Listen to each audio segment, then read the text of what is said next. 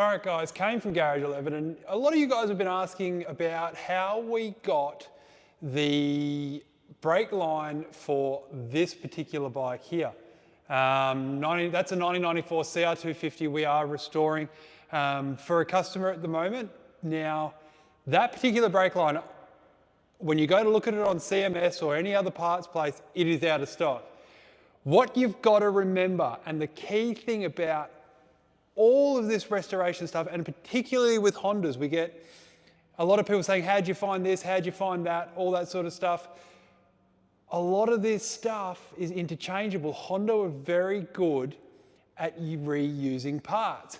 Now that particular brake line off of that there is off of, I think I got it from a 2008 or 9 CRF 450. No, it's not an original CR94 251. Get over it. If you want one of those, keep looking. That will be almost, if not identical to what you will be looking for if you're looking for an OEM restoration and a good quality, genuine brake line. Readily available and get them easily through all your Honda dealers. We're going to put the part number. I'll put that up on this at the end of this video and you'll be able to check what it is. But that's it, guys. Just, you've got to, like, that's how we do it. You've got to start having a look what fits, what doesn't fit.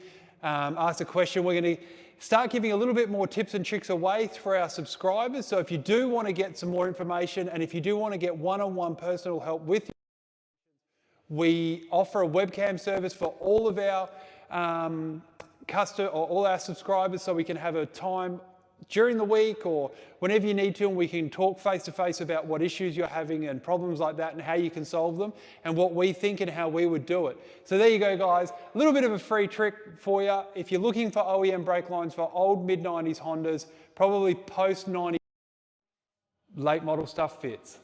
Thanks, guys. My name's Kane. Thank you for watching. See you later.